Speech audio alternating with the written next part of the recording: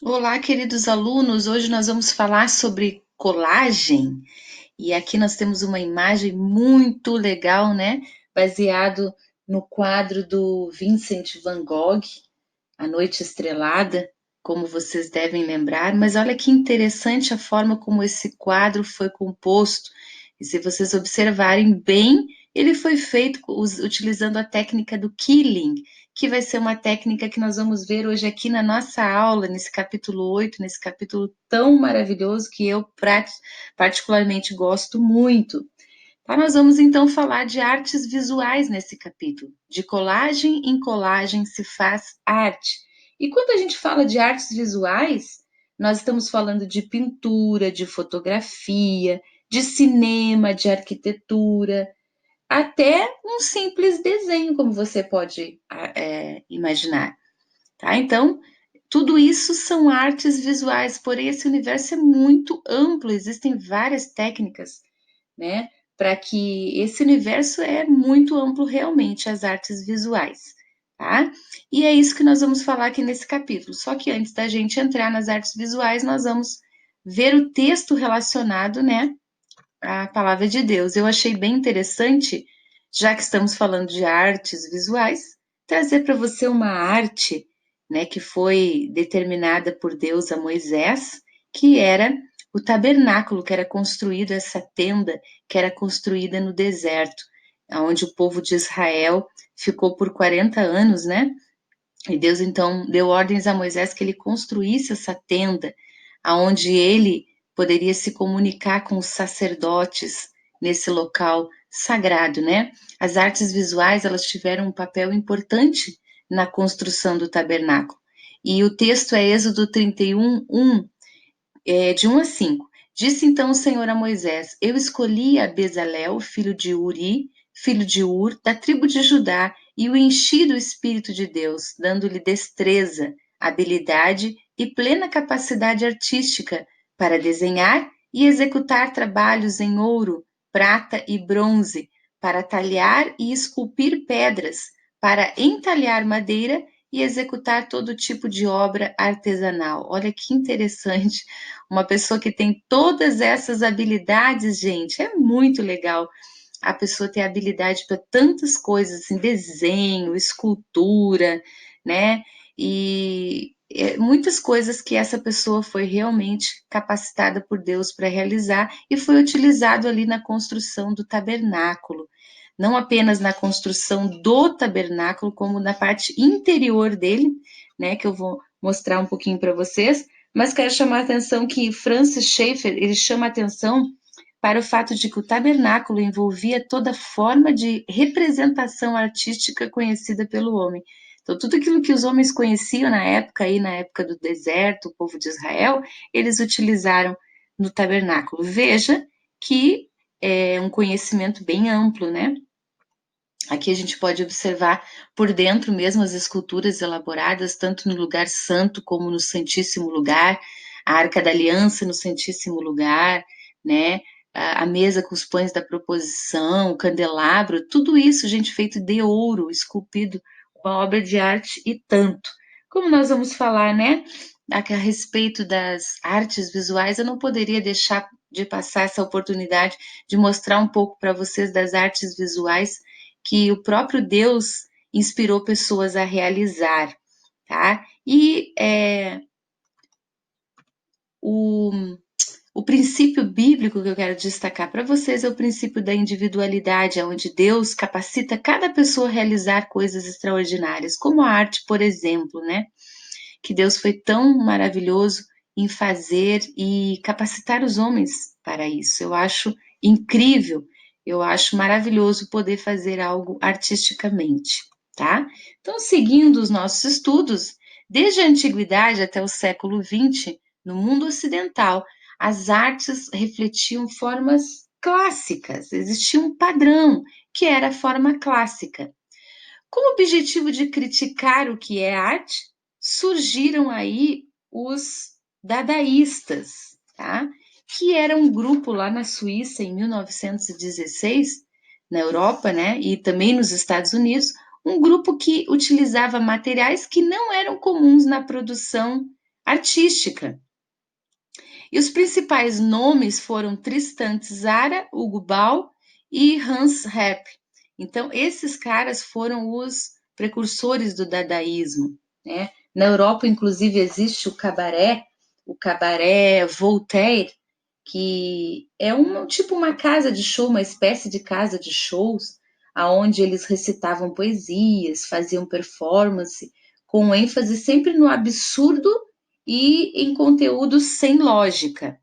Por exemplo, até no ano passado eu falei para minha turma de oitavo ano, se você pegar um papel aí nos seus estudos agora, fizer um risco da forma como você achar, imaginar, isso para um dadaísta é arte. Então eles acreditam que qualquer coisa, qualquer forma de expressão é arte, tá? Existem aí algumas partes internas do Cabaré Voltaire, na Suíça, tá? E, na verdade, essa atitude deles era um manifesto de contestação e de propostas de destruição dos valores da sociedade capitalista, que foi responsável pela guerra e por suas consequências, tá? O movimento era tão questionador que até o nome dadaísmo é irrelevante, porque foi escolhido ao acaso, em um dicionário francês, dada, que significa cavalo de brinquedo. Tá? Então, aí nós vemos as ideias dos dadaístas, né? Aqui nós podemos ver o banco e o pneu com o suporte foram mantidos em sua forma original, né? Duchamp apenas modificou o furo que encaixa um objeto no outro em sua obra Roda de Bicicleta. Então, eles consideram isso uma obra, está exposto no Museu de Arte, tá? Eles consideram aí mais uma obra de arte dadaísta. Os dadaístas, eles querem romper com os modelos antigos, tradicionais da época, por meio da desordem. Por isso, eles diziam que a destruição também é criação. Os artistas desse movimento tinham tanta aversão aos valores burgueses que criticavam o consumismo com espontaneidade e também agressividade, tá? A vontade de fugir das tradições também os levou a dar preferência às colagens, às fotomontagens, ao uso de objetos descartados, como é alguns casos que a gente vai ver. Os dadaístas queriam romper com os modelos artísticos tradicionais da época por meio da desordem. Eu repeti aqui para que vocês entendessem um pouco mais. Por isso diziam que a destruição também é criação. Olha só, as colagens de Kurt. Kurt também foi um dadaísta. Ele geralmente pegava colagens, recortes de jornal, revista, com anúncios, com mensagens, né? Pegava outros exemplares e então ele montava a sua obra com base em colagens. Como falei para vocês, eles davam preferência para fugir das tradições, né, da coisa clássica, da arte clássica na época. Então, aqui um dos artistas, Kurt, que fazia muito colagens, tá? Depois, então, gente, a gente vai ver uma arte que aparece, né, no mesmo período, que é o quilling. Quilling, no inglês, é dobrar ou franzir, tá? E paper quilling significa dobrar papel. Eu achei linda essa imagem, maravilhosa, e eu trouxe para vocês se inspirarem aí, tá? Aqui tem alguns modelos, né, de algumas formas de paper quilling, tá? Para vocês terem uma ideia do conhecimento histórico aí do quilling, tá? Ele surgiu em vários locais do mundo ao mesmo tempo. Durante muito tempo, lá por volta do século 4 e 3 antes de Cristo, na Europa, o quilling consistia em trabalhar metais como ouro e prata, a fim de transformá-los em fios para adornar vasos, pilares e até túmulos. Então, esse era o início, né, do trabalho com quilling em metal. Já por volta do século XIII, os artistas, principalmente freiras, monges, simulavam com papel o trabalho que foi feito antes com metal. E nesse período, o quilling era utilizado quase que exclusivamente para decorar artigos religiosos. Mas aí a técnica vai chegar na América, né? lá pelo século XVIII, tá?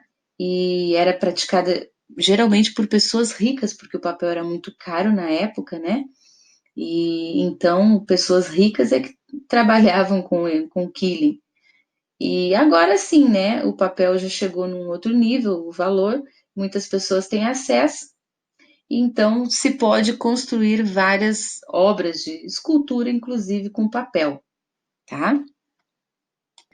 Bom, para enrolar o papel, gente, se pode usar as mãos ou tem ferramentas específicas. Porém, eu acredito que com a mão é mais fácil ainda. As mais comuns são as ferramentas de torção, que são instrumento cilíndrico, em que se prende a ponta da tira de papel para girá-la, e uma espécie de régua que limita o tamanho do rolo que será formado. E o que mais você precisa? Tesoura e cola. Aqui nós vamos ver uma outra técnica, né, das artes visuais, que é conhecida assemblagem. Olha que interessante, a assemblagem. Ela junta por meio de encaixe ou colagem diversos objetos não artísticos, criando uma obra tridimensional. Veja lá em cima, né? Objetos não artísticos aí. Então, assim, muita criatividade na, na elaboração desse tipo de obra, né? Pode ser a releitura de uma tela, como a gente viu lá no início, né? A releitura daquela tela do Van Gogh, né? Ou uma escultura, tá? Então, assemblagem é isso, é juntar materiais que são tidos como não artísticos para produzir uma obra de arte. Materiais diversos, como a madeira, o papel, o tecido, as moedas, os grãos, tá? No ano passado, no 8º ano, a gente fez com diversos tipos de grãos, nós fizemos assemblagem com grãos, tá? Aqui nós vamos ver um artista que ele utilizou diversas asas de borboleta para compor uma imagem. Você pode ver aí, se você não conseguiu enxergar, é um perfil, tá? É o rosto de alguém de lado, os cabelos, né? Dá para ver bem direitinho ali, ele criou o rosto, né, de perfil. E então ele utilizou apenas diversas asas de borboleta para compor a sua arte. Ainda estamos falando de assemblagem, que é utilizar materiais inusitados, materiais que não são tidos como artísticos, tá? Então, praticamente você pode utilizar a sua imaginação e criar a sua própria obra de assemblagem. Nós temos o bispo também, o bispo do Rosário, que ele fez algumas obras, essa daí que eu estou mostrando para vocês é do bispo do Rosário. Ele foi um grande artista que trabalhou com essa linha de assemblagem. Se você quiser ler a história dele, está aqui na página 95 do teu livro de artes. Ele foi uma pessoa que ficou a maior parte do tempo num hospital psiquiátrico e lá então ele fazia as suas obras. Aqui uma outra obra de arte do bispo do Rosário. É interessante a história dele. Ele trabalhava exatamente com materiais que as pessoas descartavam. Aqui nós podemos ver um outro tipo de arte, né, que é a arte que vem do lixo. O artista plástico britânico Robert Bradford, ele utiliza os brinquedos velhos de seus filhos para criar esculturas que acabaram virando outros brinquedos, né? Você pode pesquisar na internet, você vai encontrar vários com brinquedos, né, que as crianças não utilizam mais, a pessoa vai lá e cria obras de arte, né? Aqui nós temos também um conhecido artista, o nome dele é o Vic Muniz. Ele trabalha muito coletando coisas do lixo, retirando coisas que as pessoas jogam fora e faz obras de artes magníficas, utilizando as coisas, né? Coisas, objetos descartados. Tem também uma empresa africana, a Ocean Sole, que ela trabalha recolhendo os chinelos, né, que são encontrados nas praias, e aí então eles recolhem aqueles chinelos e fazem grandes esculturas de borracha. Essa empresa é uma empresa africana, você pode ler um pouco mais sobre ela. Na página 96 tem algumas outras imagens ali sobre essa empresa. Muito bem, gente, nós ficamos por aqui, o nosso capítulo 8. Façam um roteirinho, se inspirem, quem sabe você cria uma obra de arte aí bem legal, tá bom? Um abraço para todos vocês, até o próximo vídeo. Tchau, tchau.